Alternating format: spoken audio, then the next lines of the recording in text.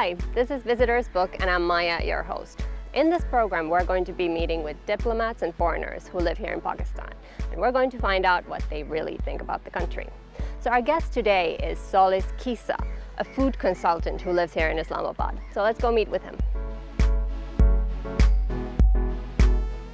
Hi Solis, how are you? Hi Maija, I'm good, thank you. Thank you for having me on your show. Yeah, nice to see you here. So you told me you like to come here to F9 Park quite a lot. Yes, it reminds me of my home because it's mostly with environment and a lot of green. So it's always a good place for a jog in the morning. Okay, that's cool. And now, especially with the weather, you don't have to sweat so much all the time. True, true.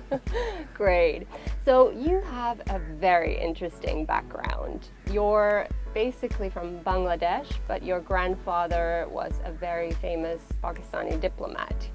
Can you tell me a little bit about your family history and your background? Well, originally we are from the Chittagong Hill Tracts, indigenous group, one of many, the Chakma, but the largest, I think, indigenous group in Bangladesh, the tribe, in terms of the tribe. So we are from there originally, but I had the privilege to be with my grandfather and travel around with him, and it was a great experience. So it taught me a lot about Asia and Latin America, bits and pieces that are very dear to my heart. Yeah.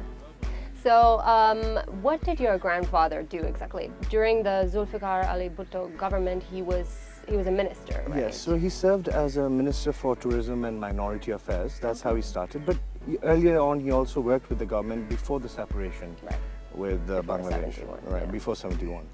So he served as a minorities and tourism minister and advisor, and later on served as an ambassador to Argentina. Okay. With a record period of 14 years. Oh, wow. Which I don't think anyone has held in Pakistan so far. Right, okay, amazing. So then, unfortunately the war happened. Why do you think your grandfather chose to side with West Pakistan then? Well, there are many reasons for it, but like I said, I met my grandfather as a different man. Like when all this happened in 71, I wasn't even born. Yeah. So the man I met was more of a bit mellowed and basically like an encyclopedia where I could get all the information from, bits and pieces obviously. So there were many reasons. It was a different time, and I think he didn't regret what he did as well. But that was, I think, I would say, some say a tragedy, some say, a right decision, but that can be debated from person to person.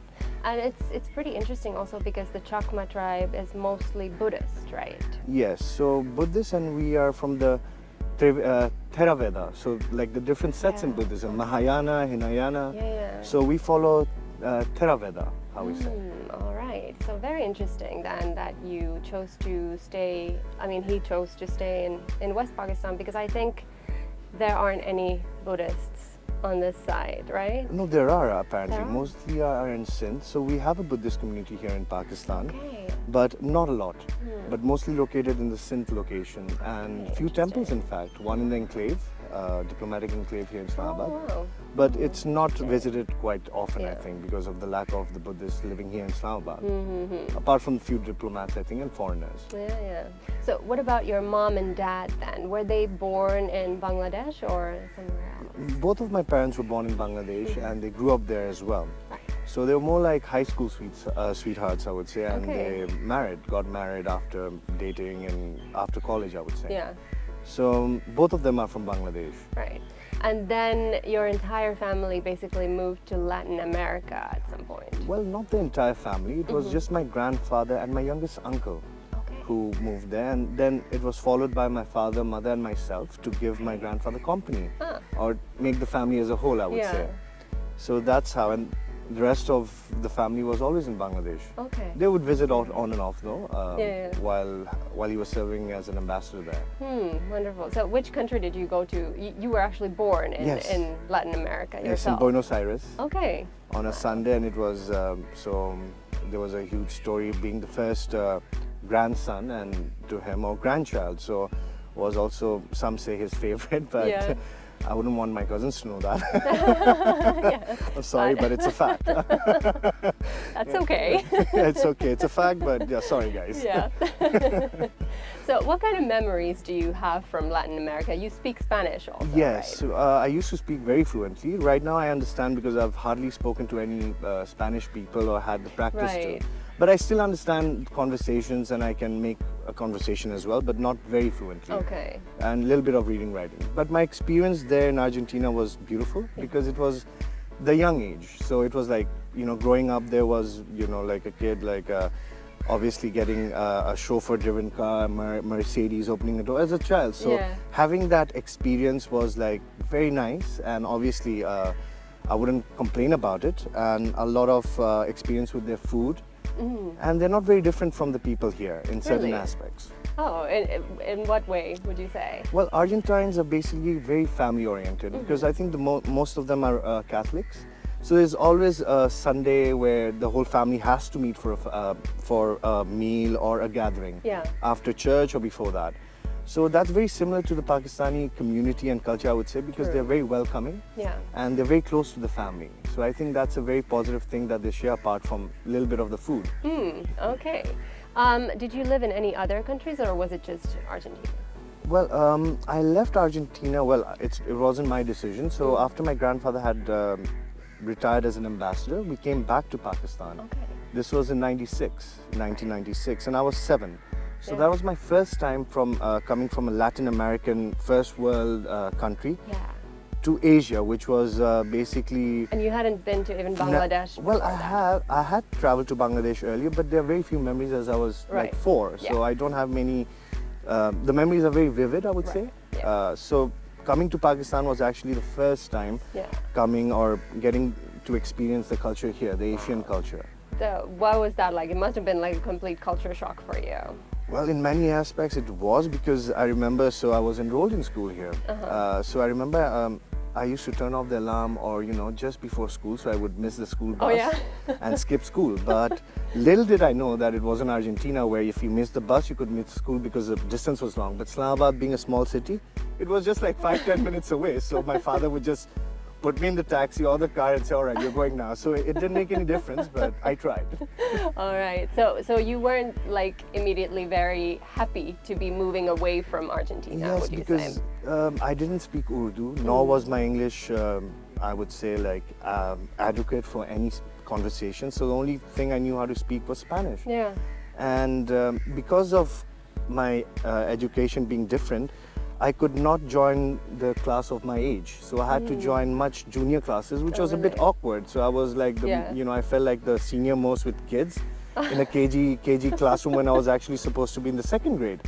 Right. So it was difficult, but because the people here are so welcoming, and I basically, how can I say, I was like more happy, and to make the transition, it was more happy. In the beginning, it was, yes, a bit rough, obviously, but it was happy along accepting me and me accepting them. So it was a good experience. Yeah.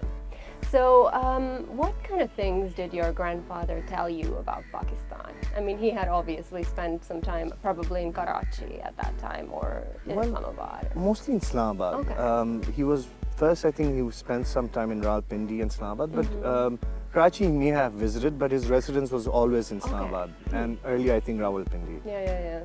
So he didn't say much because that time I don't think he had time to actually tell me what Pakistan was about.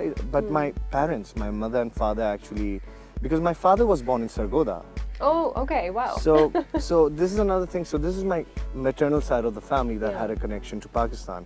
On my paternal side, my dada was a technician for in the Air Force back then before the separation. So he was here in Chaklala, in Sargodha, in Karachi. And so my father was born in Sargodha. So this is why I have a very special connection to Pakistan Yeah. from both sides, Yeah. having some history towards it.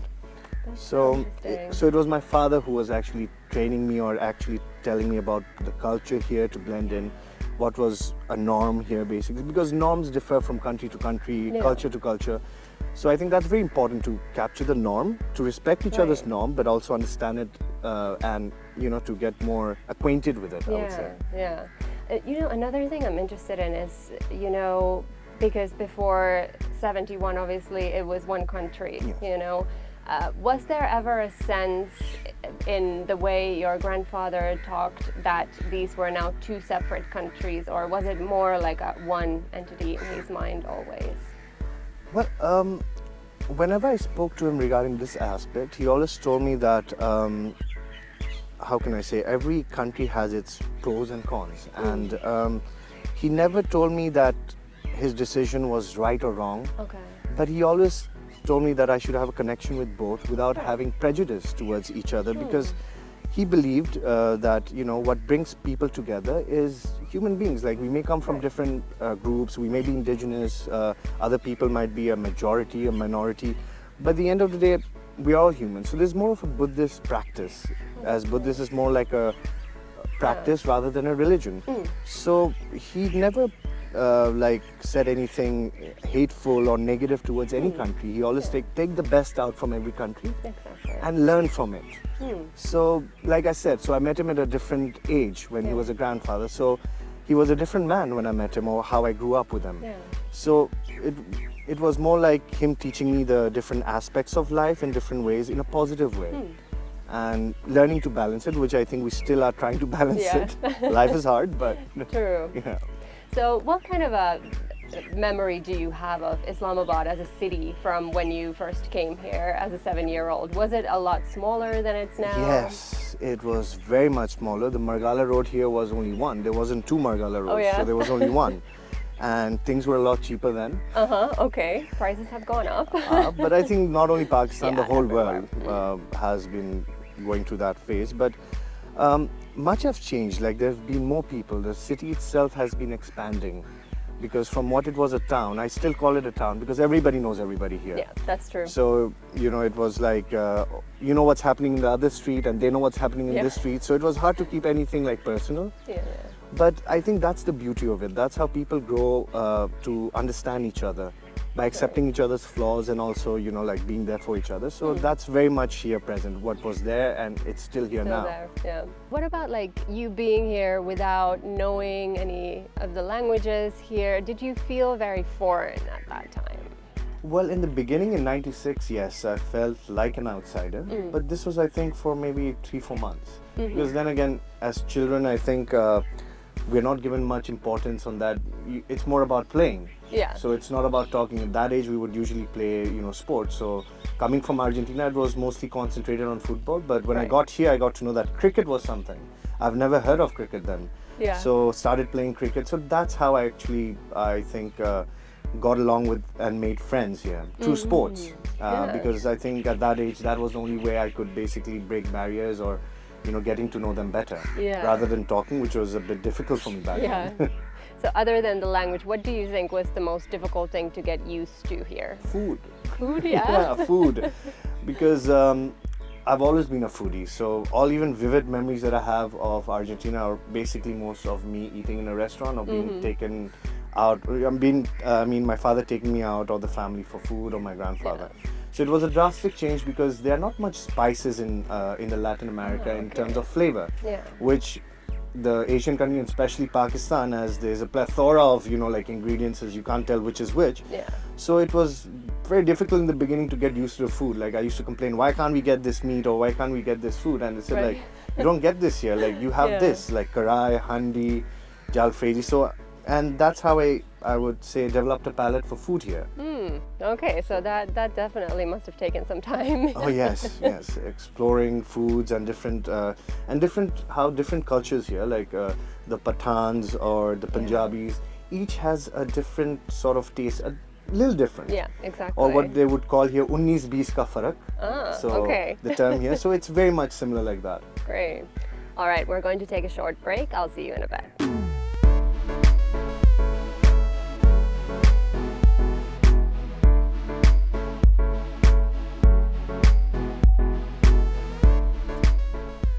Welcome back. I'm here in conversation with Solis S.Khisa. So let's go take a walk. Sure, please, after you. Yeah, thank you. So after spending what 4 years in Islamabad, it wasn't that long, right? But it was 3.5, I would say. Okay, all Same. right. So then you actually ended up moving to India. Yes, Darjeeling. That's so interesting. How come India? So my grandfather went to Kurseong in school. Right, yeah. And he had a feeling I was getting rotten spoiled here in Islamabad, getting all the luxurious things, I would say like, so he said, you know, you better man up. So you're going back to boarding school to understand the basics of life, which I thought it would be interesting, but not till I got there. So that was the second drastic change. So it was more of changes in life, but it was a beautiful experience. Okay. And my grandfather's mother was from Calcutta. She was the granddaughter of barrister Saral Chandra Sen from the Brahma Samaj. Oh, wow. So it was more about the Brahmo Samaj of the caste system being against the caste system. So there was a lot of history in that sort of a family. Oh, wow. So, and pen pals with Rabindranath Tagore.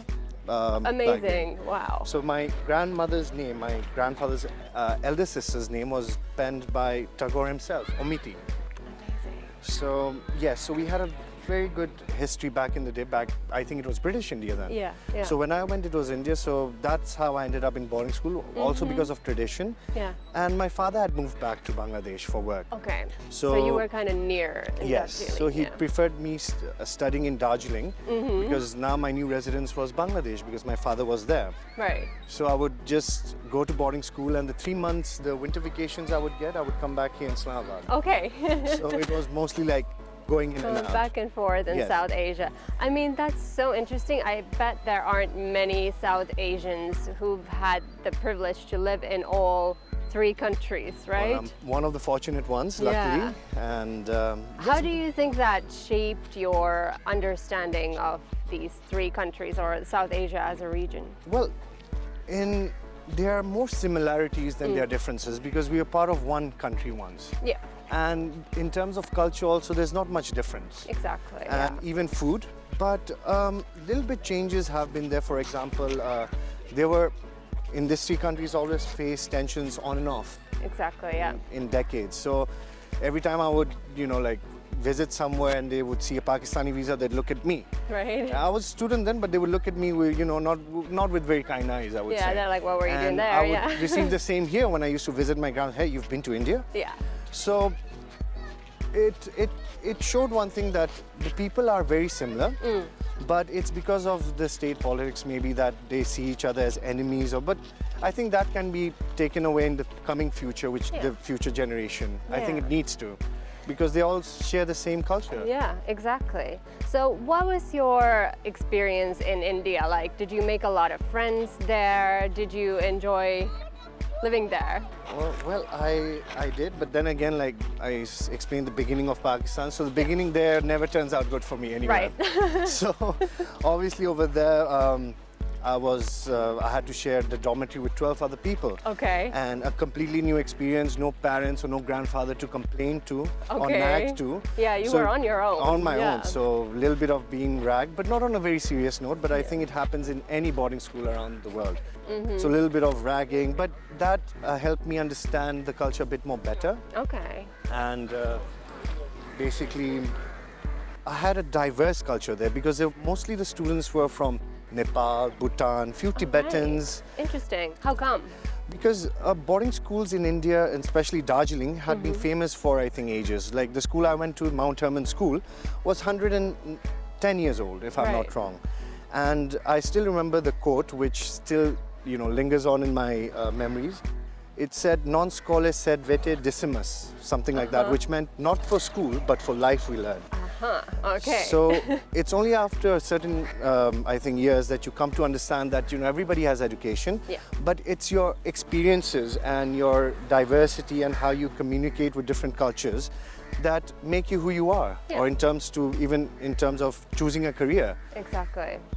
And what was Darjeeling like as a place? Like, is there like a bigger city there, or is it just all quite remote? And well, back in that, right now I'm sure it has developed a lot since I've been there, but I went there during early 2000. Yeah. So it was a town, Darjeeling was a town, and it was a very happy town. Like I remember we would all like wait for our town outing so we could go out in the town and have some good food. Yeah. Especially like momos, which is very similar to dumplings, but it's just no differently. Exactly. So that was our happiness, and the weather was always cold and pleasant. Yeah. But what we liked was the competitions we used to have with other schools. So it was a very competitive environment in terms of for a student, whether call it sports, debates, or acting.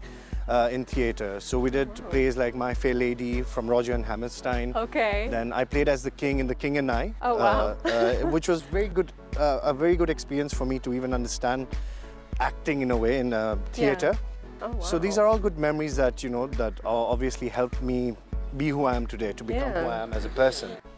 So did you get to travel around in India at all, or you were just there? I was just mostly in Darjeeling most of the time, and then back to Bangladesh. I didn't have much time or the privilege to visit other cities, apart from Calcutta, because that was very near and part of West Bengal. Yeah. Okay. Should we sit down for a minute? Oh, sure. Sure. So when was actually the first time after, going to Pakistan and so on, when you went to Bangladesh, that you remember? The first time, I think, the first time I got there was, I think, 94 or 93 to visit my paternal grandparents, but they're very vivid memories. Yeah. The second time was when I left from Pakistan to Darjeeling. So I first went to Bangladesh because there was a gap because of the education systems. So I had to wait 6 months. So those 6 months were actually the first time that I would say that I got to experience Bangladeshi culture. In Bangladesh. This was probably 98. How would you say it was different from your experience in Pakistan? Well, a lot different, because in Pakistan we didn't have much family here. Like it was mostly family friends who are like family to us now. Yeah. In Bangladesh, so coming from the Chittagong Hill Tracts, we are a very close community in terms of living. Like at least I know all my relatives are in the same islands. They're small islands. Okay. So so every relative lived like maybe 2-3 steps ahead of us, or the next building would be theirs. So it was a good, in a way it was good, because I knew how to speak my mother tongue, which was Chakma, or as we say, very Satma. Different. Yes. Yeah, it's very different, from like Urdu, Bangla. Yes, very different. A bit similar to Bengali, certain words, but very much so different as well. Yeah. The script is totally different, though, the writing, which has been lost over the years, but we are trying to reviving it right now. I haven't taken lessons myself, so I'm a bit ashamed of that, that I don't know how to write in my own script, but I can speak. Yeah. Oh, that's amazing. But yes, it was a wonderful feeling to get to know my childhood friends, because I remember vividly, like when I visited in 93. So seeing them again, but this time a bit more grown up, was like nostalgic in a way. And same, we used to play sports, or I got to be more with nature, because we are surrounded by beautiful lakes, hills, and even our eating habits, or our food, traditional food, are mostly steamed. So it was very healthy compared to the luxurious, or like a very, I would say, a bit unhealthy food that Pakistan or Argentines have, like too much cholesterol and calories. So compared to that, not so much tasty, but it was healthy, I would say. So can you tell me a little bit about the situation in the Chittagong Hill Tracts? I mean, there used to be some conflict there. What is the background of that? Well, I think there's always been conflict where there are indigenous people, or minorities, I may say, like not only just presuming to indigenous, but even minorities. So there've always been issues, and we've been trying to get our rights, our basic human rights, our land rights, which are more important right now currently, because not only I think the indigenous people of Bangladesh, but other indigenous groups around the world have been facing that, the land rights, which are very, you can't assume to take land of people that have been staying there for ages, for decades, not only decades, I'm sorry, I think over centuries. So that's been an issue, that the main issue, I would say, that I think they would be having with the governments or respective authorities.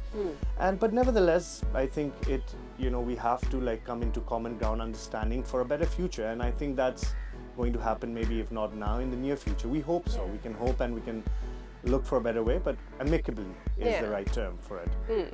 And it's a very beautiful region, like you said. There are lakes. I mean, I visited a long time. I mean, not that long ago. You but- visited Bangladesh? Yes, I did. Oh, so which year, if I may ask? Now it's me interviewing her. Yeah, I was actually in Rangamati. I went to Dhaka, Chittagong, and then I wanted to see the lake area. It was a very short visit, but hopefully one day. Well, soon. I hope you have the privilege of visiting us again, so we Yeah, can show you hopefully. the better of Yeah. the Rangamati and the different ethnic groups that we have, the indigenous So groups. fascinating. And I mean, it's right there on the border of Burma as Yes. well, right? It's like this hilly area. Like, Yes, so yeah. according to history, some say like our history is not mostly written, it's more Oral told, history, like yeah. folk tale. So there are stories like how we are originated from the Arakan valleys. Some say that we were from the descendants of the Shakya, the people that were during Buddha's time. Okay. So Shakya, so we derive from there. But there are many stories, but I think I would say I would lean towards more from the Arakan Valley because during the conquest, so that's how we ended up in the CHT, the Chittagong Hill Tracts, eventually. Okay, fascinating. And do you think this was the reason you then eventually chose to study law, like this whole indigenous issues? Well, it was more of because coming from a family that was always into human rights, and both my uncle and aunt being lawyers, a barrister, my grandfather himself studying law in Lincoln's Inn, so it was more of a tradition that to do bar in Lincoln's Inn. Yeah. So I was a bit younger and I thought I could do that, and I tried, and I did study law in England for a year. Yeah. Got out with a diploma, and then I chose maybe that's not me. Okay. I can basically be of help in other terms rather than the legal terms, but it was a good experience. So it was more like nobody forced me. My family never said you have to do law because we are doing law, but I think when we grow up and we see our parents what they are or our family, we intend to actually follow their footsteps. Sometimes they may be right, sometimes they may be wrong, but I think time only tells that or unfolds itself. But you are still volunteering for the cause sometimes, Yes. yeah. Sometimes here I work with Change for a Smile, where we dealt with children basically for food and shelter. Okay. And then I wanted to know about children's psychology, and also after my A-levels here in Pakistan, I worked a bit, which was in Kuch Khas. Okay. It's a cultural center for arts, and that's my first job actually in Pakistan that I had in Islamabad. What did you do there actually? So I started off as an intern, and later I was an assistant program manager.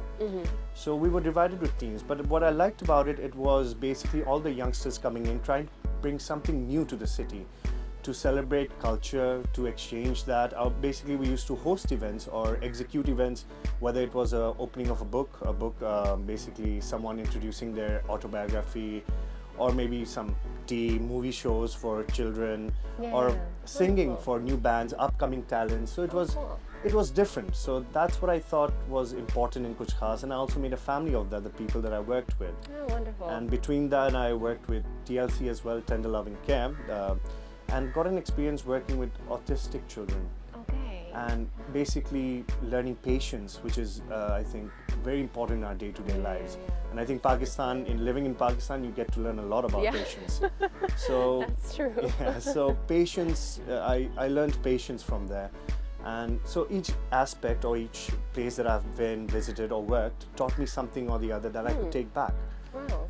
And why did you then decide to come back to Islamabad after studying in India, and then you had part of your family in Bangladesh? Like, why Pakistan and not Bangladesh then? So I got done with my ICSE, which is the board exams, class 10 standard exams in Darjeeling. And I was given a choice, actually either to come here and do my A-levels and stay with my grandfather, or I got a scholarship there from acting school somewhere in India. Really? Because I was in place, so I got a scholarship for acting. So I thought, I would come back here because I always missed my grandfather, and every year I used to visit him. So I thought, why not? Like I've stayed long enough, and I wasn't too keen to go to other parts of India because I was too comfortable with Darjeeling. Yeah. So I thought, right now I've traveled so much to new places, I want to go somewhere where I've already been, which will be easier for me, and I don't have to basically how can I put it, get along with new people, new environment. So I wanted that break for once. So I said, let me come back. So that's why I got back here to do my A-levels. Yeah. So now it feels like a second home, kind of. Well, I would just say home rather than second, because many people consider me a Pakistani when they talk. They said, like, you look like a foreigner, but you are a Pakistani. I said, like, thank you, that's a very warm compliment, and I feel that way. Yeah, it's been long enough now. Yes, Yeah, true. Wonderful. So how do you feel as a Buddhist here? I mean, where do you go here in Islamabad, for example? Well, we have a small shrine at home, so we usually, at times, I'm not so religious, but I do tend to meditate. My mother's more religious, so she says, you gotta pray, you have to, spend time. And I said, the relationship of me with God is my own. So as a religion, Buddhism is more of a practice, like I mentioned, than a religion. Yeah. But in Pakistan, it's very rich, enriched with culture. The Buddhist culture here, we have Mohenjo-daro in Karachi in Sindh, we have Taxila, and many artifacts that we have from the Gandhara civilization, the Indus Valley civilization, as I may say, which are very enriched in Pakistan culture.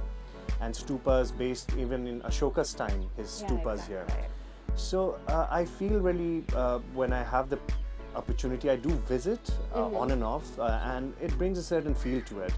So I don't know if there met many, haven't met many Buddhists here, I would say, rather than the diplomats or the foreigners that come here. Yeah. There are some, but very seldom you come across any Buddhist here. But I've never felt that I've been treated differently because I'm a Buddhist. No, that's very interesting. Though they were a bit shocking at first, that, oh, you're a Buddhist, and they want to learn more about it. So it's rather than getting shocked, they want to know about the religion. So that is very interesting here, what I find in Pakistan. Also because they know about Buddhism because of the places that they visited, even as tourists, as kids here. Do you think there are any similarities between Islam and Buddhism? Well, I think not in particular just Islam and Buddhism. I think all religions, call it Christianity and everything, we all look at the same principles. And quite frankly, for me, I think it's more of a guidance or a path to follow, because they all preach the same thing: be a good person, be a good human being. Exactly. And that's what we need to strive, rather than looking at the differences that we have. And more importantly, I think when it comes to religion, that is one thing I faced when I was traveling in all these different countries. When I came first, like I visited mosques, and I studied Islamiyat a bit when I had the opportunity in school, or Hinduism when I was in Darjeeling. So they all preach the same thing, and which I used to joke with my mother, because she always used to tell me you have to go more often. Now I used to tell her that that we are God-fearing people, not God-loving people. We only tend to remember the divine God or whichever religion it may be in due respect when we are in trouble.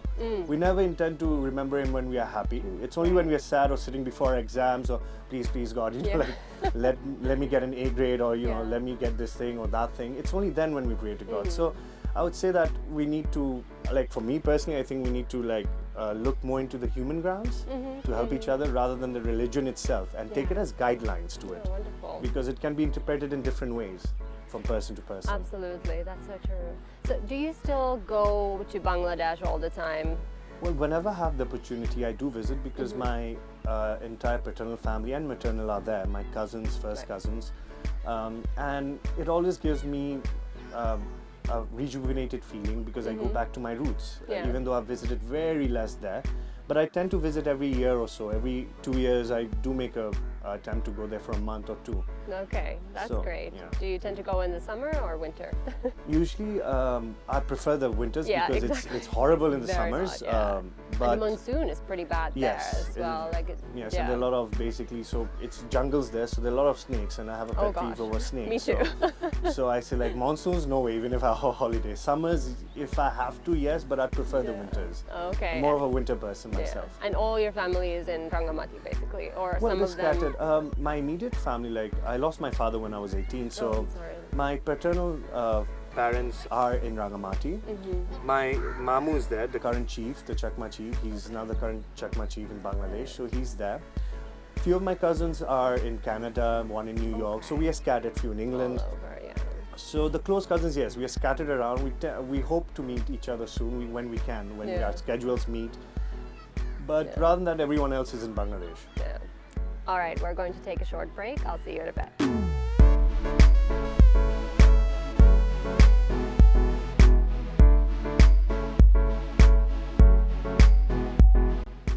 Welcome back. I'm here in conversation with Solis S.Khisa. So you've spent quite a few years now here in Islamabad. Do you think you'll end up spending the rest of your life here, or do you ever think about moving to Bangladesh? Well, I would say it's too soon to say right now. Right. Currently, I'm here. My Yeah. brother is he's studying his bachelor's university. So I'd say I'm here for a few years, but then I'd say time will only tell where I go next because Yeah. I love traveling. Exactly. But for now, I'd say I'm here. Right. I mean, one of the things I'm wondering, you said that people say you are Pakistani, but you don't look like a Pakistani. What's the reaction you get from people usually when you tell them about your background? Well, at first they get amused because when they see me, I look like a foreigner. But when they Yeah. talk to me and I speak Urdu, they're like, wait a minute, like there's a difference. Yeah. So there have been funny encounters. Like I think this was in England basically. So I was looking for a student accommodation. I just got out. So I was looking for a space of my own. So I called up this real estate agents to show me some places there. And I remember two boys coming who were from Lahore. Okay. Yeah, so little did they know that I lived in Pakistan or, I know the language. So I just sat there and I pretended to be from Argentina. I said, let me have some fun too. Yeah. And not tell them that I know how to speak in Urdu. So Oh, they were wow. trying to show me the bad places and, try to get more money out of me, but not in a bad way. Obviously, I think Yeah. everybody does that. Yeah. Anywhere. Which I was quietly listening to. And after we were done seeing all the apartments or the studio apartments, they said, like, so which one do you like? I said, like, bhai sahab, mujhe to sab kuch samajh aa gaya. And they give me a look, amazed look, and they were like, you know Urdu? I said, yeah, I'm from Islamabad. And they said, oh, koi nahi. And they were like very friendly then. They were actually Okay. happy that and intrigued that I knew Urdu. And we ended up, having dinner together, Yeah. the three of us, and we shared common histories of Pakistan. And, it was a good experience. So I like having those encounters with different people. Yeah, yeah. And funny and good, mostly. And what about like when people find out that your roots are in Bangladesh and that you're from the Chakma tribe? What do they have a lot of questions about that often? Well, I think it depends on which generation of people I'm talking to, because my generation, like the millennials, I would say, Yeah. they don't know much about the CHT people, like at least here that I come across, unless they're studying international relations or a similar Right. topic.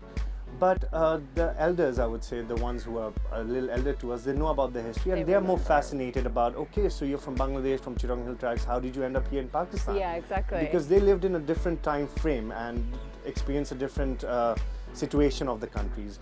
Our generation, not so much. So I would say it depends on who I'm talking to, but Yeah. it's a different feeling. Are there any Bengalis living here in Yes, there are. Pakistan? There are mostly in Karachi, Yeah. as I've heard, but I've not been in contact with anyone. We don't know each other, but there are a few families in Karachi and others who are working as well. Okay. And regarding the relationship, I think it's getting better now. I Yeah. hope so, because with trade and everything, and I think it only should get better. Yeah, exactly. So you've probably gotten to travel here in Pakistan quite a bit Yes. because it's been some years now. Would you say you have like a favorite region, or where would you recommend everybody goes who comes to Pakistan? Well, there's a lot of things to talk about it because Pakistan has a beautiful weather. It has all the 4 seasons. Yeah. So it depends on which season where I'd like to go, because everything is beautiful here. Like Islamabad itself being a new city, the hills are right beside there, the Exactly. lakes are there, and they are not very far from each other. But Hunza, the northern side, has brought a lot in me when I went to visit there in 2018 with a group of friends. It was an amazing journey, and to visit the different cultures there along the, so it was a road trip of based on 18 hours drive. Oh wow, that's a long drive. A long drive, but it was fruitful, I would say, because we stopped by, there was Babu Sar and there were other small cities. And you get to see all of Narankagan, them. yes. So you get to see each city, and each has a different basically aspect towards their region or history towards it, which makes it special. Absolutely. And especially the food, which is chapshoro, which is very similar to what Nepalis call shafale, or what the Argentines call empanada. All right. So it looks the same, but the stuffing is a bit different. Interesting. So the food, and mostly organic, everything is fresh. Not forgetting the beautiful mountains there that you get to see. It's basically breathtaking. I would say it's like I wouldn't say it would be right, but the Switzerland of the East. Yeah. Like it's really beautiful. Oh wow. How long did you spend there? Like, Well, we went there couple for of like days? 5 days. Okay. So we placed ourselves in Gulmeet, the Hunza, and we made that our base where we stayed. And then every day we would visit, Kunjrab, sharing the border with China. oh wow. So we saw that as well, and then we went to Baltid forts and got to know the Amazing. history Yeah. of because coming from such cultural backgrounds, I have a huge, immense, I would say, liking towards learning on new culture and history. Like Yeah. each place has a history. So it was a good experience and getting to know how things moved in Pakistan, you know, with the Chinese and all, especially the Hunza side. So it was an interesting trip. Yeah. Would you say, I mean, what's the status of Hunza, or like there's this former kingdom, right? There, is it similar to what the Chittagong hill tracks were like back in the day? There are some similarities because we are like from the hill people and they're from the mountains. There are many similarities I did experience. Yeah, and they were governed by these kings at the time. There are many similarities, but since the regions were a bit different, there were certain differences. Yeah. But when I see the pictures of how they used to look back in the day, the monarchs, I would say the kings earlier that ruled Hunza, was not much different from the ones that I was, which I saw while growing up in our history books. So there are similarities, obviously, but obviously because due to the differences in regions, far away, very far away, it was a bit different. Yeah. Yeah. Oh, how nice. But similarities are as well. Yeah. So where else have you been aside from the northern areas? So Lahore, I'm not a big fan of going to Lahore. Though I have friends there, I usually go there when someone's getting married, a close friend, but also for the food, because I find Lahore being an old city, it has three ways of looking at it, because it has the Mughal era, the British India era, and the modern Pakistan. Yeah. So you get to see three different eras in one city, and that's just amazing. I don't think that's something you would find elsewhere. And the food is so diverse there. Like I would say it's the food capital of Pakistan. Yeah. Like the dhabas over there, everything tastes like unique. Exactly. So the being in Lahore was always a good thing, but I would rather not travel there. Okay, so only when I you have to. You don't enjoy driving there, basically. Yes, it's very congested and everything. Not unlike Islamabad, but then again, I like Lahore as well. No offense to Lahoris as well. Have you been to Dhaka, by the way? Yes. That's even crazier. So you've been there. So yes, so that's why I'm saying it's still better. Yeah. So it reminds me of Dhaka, Karachi, Lahore. They are the same in a way in terms of how the city Takes is. like hours to get somewhere. The traffic. Yeah. So in that sense, Islamabad is a very comfortable city you for can you. get anywhere in 10 minutes. The traffic here is bearable, less air pollution. So this is why I think I would say Islamabad does not seem like Pakistan in a way, being the capital, but it is a bit different than other cities. Yeah. So, I mean, we were just talking about food. One of the things I personally noticed that changed a lot here in Islamabad was the restaurant scene over the years. Would you agree? Well, yes, it has, because earlier on I remember there was hardly, as you mentioned, there was hardly any restaurants of varieties here in Islamabad. In terms of restaurants and cuisines, mostly it was Karachi at first and then Lahore. Yeah. But Islamabad, I think, is now slowly picking up the pace. It's also because of the population, because compared to Karachi and Lahore, there's hardly any people in Islamabad. It's only until recent times, I think, that people in Islamabad are increasing, like the population, people are moving here.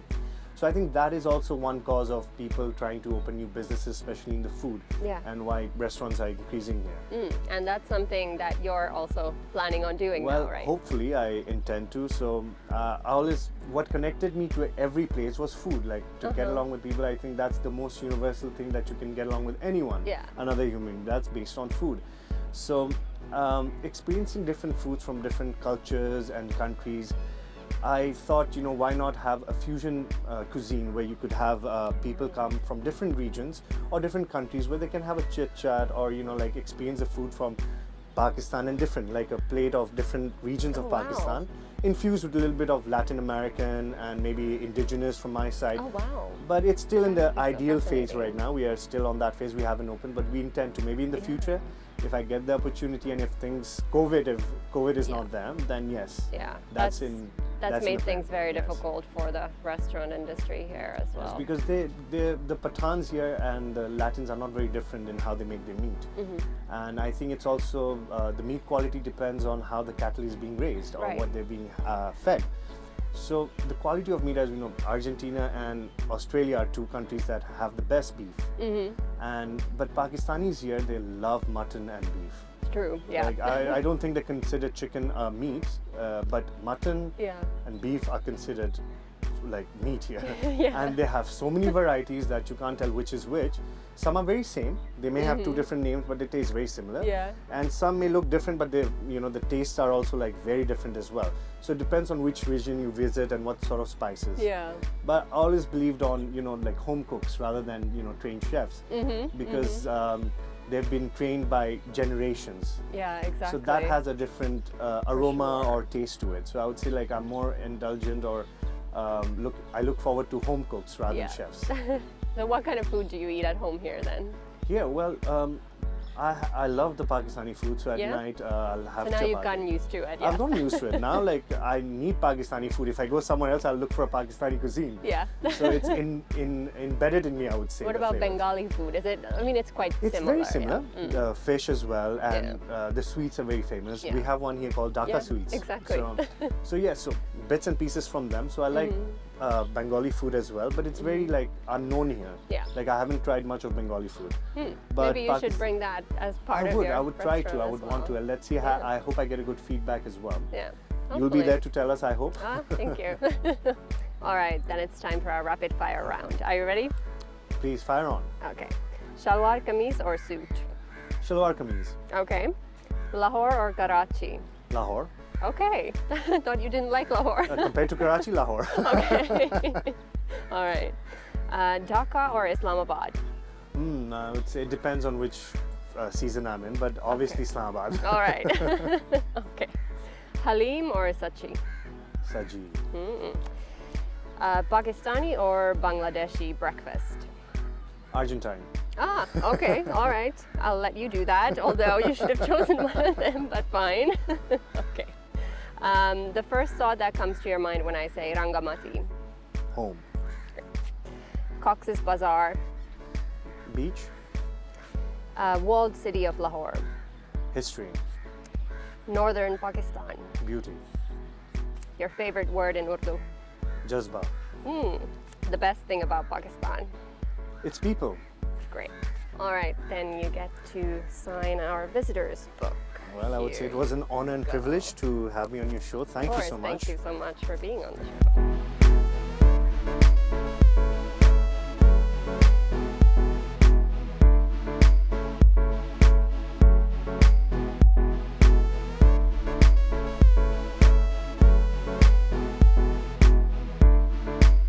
All right, let's see what you wrote. Thank you, Pakistan, for always making me feel like home. Great.